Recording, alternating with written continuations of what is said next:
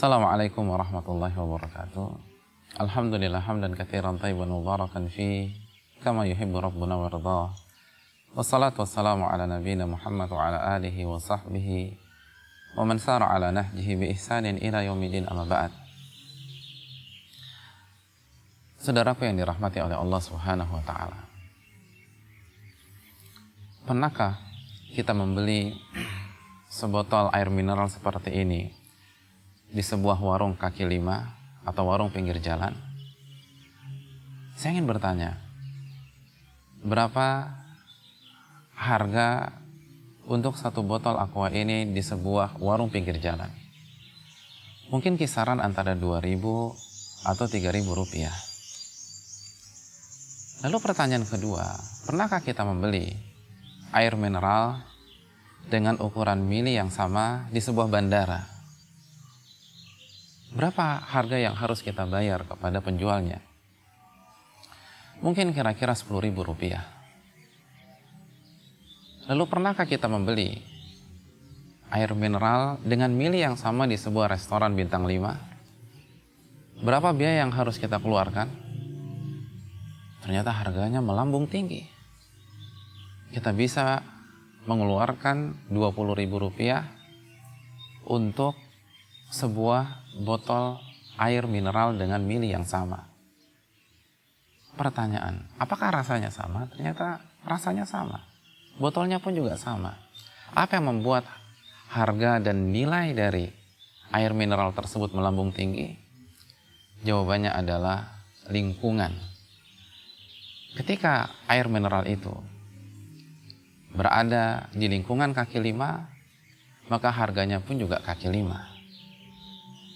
Ketika air mineral tersebut berada di sebuah bandara, maka harganya pun juga harga bandara. Dan ketika air mineral tersebut berada di restoran bintang 5, maka harganya pun juga harga bintang 5. Seperti itulah ilustrasi sederhana tentang pentingnya lingkungan bagi seorang muslim. Nabi kita SAW bersabda dalam hadis yang diriwayatkan oleh Imam Abu Dawud, ar-rajulu ala dini khalilih, seseorang itu di atas agama sahabatnya. Falyanzur ahadukum man yukhalil, maka perhatikan dan lihatlah dengan siapa dia bersahabat dan berteman akrab. Nabi kita SAW bersabda bahwa agama kita di atas agama sahabat kita. Kita terpengaruh dengan lingkungan kita. Kita terpengaruh dengan iman orang-orang yang ada di sekitar kita dan di dalam kehidupan kita. Ketika hari-hari kita habiskan dengan orang-orang yang imannya kaki lima, maka kita akan mengikuti iman kaki lima. Dan apabila setiap hari kita bergaul dengan orang-orang yang imannya bintang 5, maka iman kita pun akan bintang 5. Al-mar'u ala dini khalili falyanzur ahadukum man yukhalil. Sesungguhnya seseorang itu berada di atas agama sahabatnya. Maka perhatikan dengan siapa dia bersahabat dan berteman akrab. Lalu Nabi SAW pun bersabda dalam kesempatan yang lain, dalam hadis yang diriwayatkan Imam Bukhari, mathalul jalisi salihi wasaw kahamilil miski wa nafikhil kir. Perumpamaan teman duduk yang baik dan teman duduk yang buruk adalah seperti bergaul dengan tukang minyak wangi atau bergaul dengan seorang pandai besi. Fa amma hamilul misk, adapun bergaul dengan penjual minyak wangi, Nabi menjelaskan ada 3 kemungkinan yang akan kita dapatkan. Imma an yuhdiyaka. Kemungkinan yang pertama, dia menghadiahkan minyak wanginya kepada dirimu. Wa imma an tabta'a min. Atau engkau membeli minyak wangi darinya, lalu engkau kenakan di tubuhmu dan di busanamu. Wa imma an tajida minhu rihan thayyibah. Atau kalau kita tidak punya uang untuk membelinya, atau dia pun tidak pernah memberikan minyak wangi tersebut kepada kita, setidaknya ketika kita berada di toko parfum atau minyak wanginya, kita mendapatkan aroma wangi dari dirinya. Wa amma nafikhul kir, adapun bergaul dengan tukang pandai besi, imma an yuhriqa thiyabak, kemungkinan yang pertama, percikan apinya tersebut akan mengenai bajumu dan akan membakarnya. Wa imma an tajida rihan khabitha, atau kita akan terkena bau apak yang tidak enak untuk dihirup atau dirasakan. Inilah ilustrasi yang diberikan oleh Nabi kita SAW, bahwa seorang manusia adalah insan yang lemah. Dan salah satu bentuk kelemahannya, dia sangat terpengaruh dengan lingkungannya.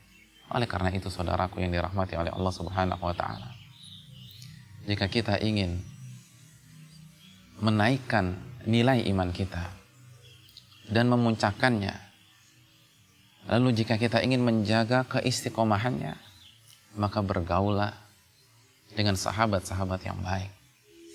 Bergaulah dengan orang-orang yang mengingatkan kita agar senantiasa berzikir kepada Allah, agar kita senantiasa sujud dan rukuk kepada Allah, agar kita berusaha menahan lapar dan dahaga dalam bingkai puasa kepada Allah Subhanahu wa Ta'ala. Jika kita bertemu dengan orang seperti itu, jaga baik-baik hubungan kita dengannya. Karena Nabi mengatakan, inna minan nasi nasan mafatihu lil khairi maghaliqu lisyarr. Sesungguhnya ada di antara manusia yang berfungsi seperti kunci untuk membuka pintu-pintu kebaikan dan untuk mengunci pintu-pintu keburukan. Ketika kita berada di dekatnya, kita merasakan semangat keimanan yang tinggi. Kita memiliki gairah untuk berzikir kepada Allah Subhanahu wa Ta'ala. Kita takut kepada Allah, sungkan untuk berbicara sungkan untuk berbicara yang di dalamnya ada unsur kemaksiatan. Ketika kita bertemu dan mengetahui ada orang seperti itu, bergaulah dengan mereka. Dekatkan diri kita dengan mereka. Isi hidup kita dengan bergaul dengan mereka. Bukankah yang membuat para sahabat menjadi generasi terbaik karena mereka berinteraksi dengan Nabi kita sallallahu alaihi wasallam? Mereka bergaul dan mereka menghabiskan waktu mereka dengan manusia yang terbaik. Manusia yang iman yang paling kokoh, takwanya yang paling memuncak. Makanya tidak heran Nabi mengatakan khairun nasi qarni. Sebaik-baik manusia adalah generasiku. Tsummal ladzina yalunahum. Lalu generasi berikutnya. Kenapa? Karena tabi'in bergaul dengan para sahabat, menghabiskan waktu mereka dengan para sahabat. Tsummal ladzina yalunahum. Lalu generasi berikutnya tabi'ut tabi'in. Karena mereka bergaul dengan tabi'in. Mereka menghabiskan waktu mereka dengan tabi'in. Maka mereka menempati nomor urut yang ketiga. Saudaraku yang dirahmati oleh Allah, betapa banyak orang yang ingin berubah, yang ingin hijrah kepada kebenaran dan cahaya iman, ternyata mereka gagal melakukannya. Kenapa? Karena mereka tidak berani keluar dari lingkungan yang buruk, lingkungan yang penuh dengan unsur kemaksiatan, penuh dengan ritual dan acara yang tidak ada tuntunannya dari Nabi SAW, dan kesyirikan. Akhirnya impian hanya tinggal impian. Ia tidak bisa memperbaiki kualitas hidupnya.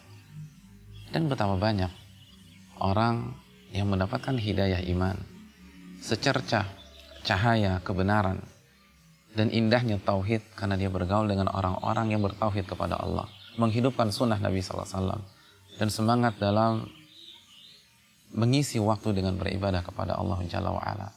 Ingatlah ilustrasi di awal pembicaraan kita. Jika kita bergaul dengan orang-orang yang imannya kaki lima, maka kita akan mengikuti iman mereka tersebut. Dan apabila kita bergaul dan bersahabat dengan orang yang imannya bintang 5, maka insya Allah ta'ala kita akan dengan lebih mudah memperbaiki diri kita, tentu saja dengan pertolongan, taufik dan hidayah dari Allah Jalla wa'ala. Semoga nasihat ini bermanfaat. Aqulu qouli hadza subhanakallahumma wa bihamdika asyhadu an la ilaha illa anta astaghfiruka wa atubu ilaik. Assalamualaikum warahmatullahi wabarakatuh.